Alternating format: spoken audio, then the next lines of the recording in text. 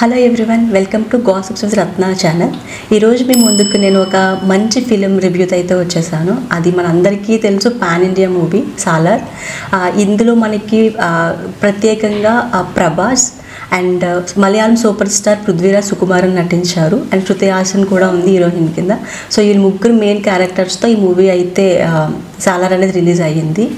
So ఈ Salar movie వచ్చేసరికి సాలార్లో Prabhas and Prithviraj Sukumar ఇద్దరు ప్రాణ స్నేహితులు చిన్నప్పటి నుంచి. బట్ చిన్నప్పుడు ఒక చిన్న ఇన్సిడెంట్ వల్ల ప్రభాస్ అండ్ వాళ్ళ తల్లి వాళ్ళ ఊరు వదిలి అస్సాం వెళ్ళిపోతారు.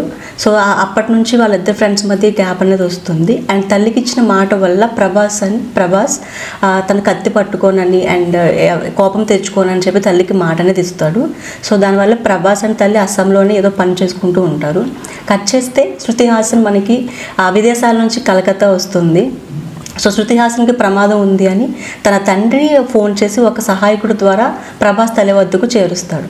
సో శృతి హాసన్కి ఆ ప్రమాదం ఏంటి, దాని నుంచి ప్రభాస్ ఎందుకు శృతి హాసన్ కాపాడాల్సి వస్తుంది, ఈ ప్రశ్నలన్నీ మనకి స్టార్ట్ అవుతాయి. ఇలా స్టార్ట్ అయ్యి ప్రశ్నలకి సమాధానాలు దొరికే లోపు ఈ ప్రశ్నల ద్వారా మనకి పృథ్వీరాజ్ సుకుమార్కి అండ్ ప్రభాస్కి ఉన్న ఫ్రెండ్షిప్ ఎందుకు దూరం అయ్యింది, అసలు వాళ్ళు ఫ్రెండ్స్గా ఉన్న వాళ్ళు ఎందుకు లాస్ట్లో ఎనిమీస్గా ఉన్నారు అనే దాన్ని వాళ్ళు చూపించడం జరిగింది.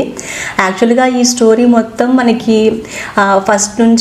ఫస్ట్ కలకత్తాలో స్టార్ట్ అయ్యి తర్వాత అస్సాం వెళ్ళి తర్వాత అక్కడ నుంచి రాయదుర్గ్ నుంచి మలుపు తిరిగి మళ్ళీ హైదరాబాద్లో కాసేపు ఆగి మళ్ళీ బర్మా దగ్గరికి చేరుకొని లాస్ట్కి పాకిస్తాన్లోని కాన్సార్ అనే ఒక ప్రాంతం వరకు ఆగుతుంది. సో ఇది పాన్ ఇండియా మూవీ కాబట్టి మొత్తం ఇండియా మొత్తాన్ని తిప్పి చూపించారేమో అనుకోవచ్చు. బట్ అలానే కాకుండా వీళ్ళు ఏం చేశారంటే కొన్ని ఆర్మీస్ని మనకి వివిధ దేశాల నుంచి కూడా తీసుకొస్తారు. సో ఆ దేశాల పేర్లను కూడా మనకి మూవీలో పెడతారు. సో అందుకే ఇది మనకి పాన్ ఇంటర్నేషనల్ మూవీ అయ్యింది అనుకోవాలి. సో మొత్తానికి ఈ మూవీ మొత్తం స్టోరీ అంతా నార్మల్ స్టోరీలానే ఉంటుంది. బట్ మనకి కొన్ని క్వశ్చన్స్ ద్వారా ఎందుకు ఇలా అయ్యిందని ఆలోచించాల్సి వస్తుంది. బట్ చాలా క్యారెక్టర్స్ ఉంటాయి ఈ మూవీలో. ఈ క్యారెక్టర్స్ వల్ల మీకు ఆ నేమ్స్ గుర్తుపెట్టుకోవడం అండ్ క్యారెక్టర్స్ రిలేషన్షిప్ గురించి ఆలోచించుకోవడం అంటే మెదడుకి చాలా పెద్ద పనే పెట్టారు డైరెక్టర్. సో ఈ మూవీ అంతా చాలా క్యారెక్టర్స్ మధ్య నడుస్తుంది. అండ్ మూవీలో మనకి శృతి హాసన్ అంత ఎక్కువ అయితే మనకి ఎక్కువ కనిపించదు. ఓన్లీ ప్రభాస్ సీన్స్ని ఎలివేషన్ చేయడానికి మాత్రమే శృతి హాసన్ యూజ్ చేస్తారు అనుకోవాలి మనం. సో ఓన్లీ శృతి హాసన్ అందులోనే ఉంటుంది. ఇంకా సాంగ్స్ కూడా అంత ఎక్కువ అయితే ఏమీ లేవు. బట్ ప్రభాస్ ఫ్యాన్స్కి మాత్రం చాలా మంచి మూవీ అని చెప్పాలి. బాహుబలి తర్వాత ప్రభాస్కి ఇంత ఎలివేషన్ చూపించి ఎంత బాగా చూపించిన మూవీ సాలార్ అని చెప్పుకోవచ్చు. తన కట్అవుట్ తగ్గట్టుగా ప్రతి ఎలివేషన్ సెంటిమెంట్ కావచ్చు, యాక్షన్ సీన్స్ కావచ్చు, ప్రతి సీన్స్లో ప్రభాస్ని చాలా మంచిగా చూపించారు. ఎలివేషన్స్ కానీ ఆ బీజిఎంతో కానీ అంతా చాలా బాగా చూపించారు. బట్ బీజిఎం అయితే ప్రభాస్ తగ్గంతగా లేదు. బట్ ప్రభాస్ని మాత్రం చాలా బాగా ఎలివేట్ చేసి చూపించారు అని ఈ మూవీలో చూడొచ్చు.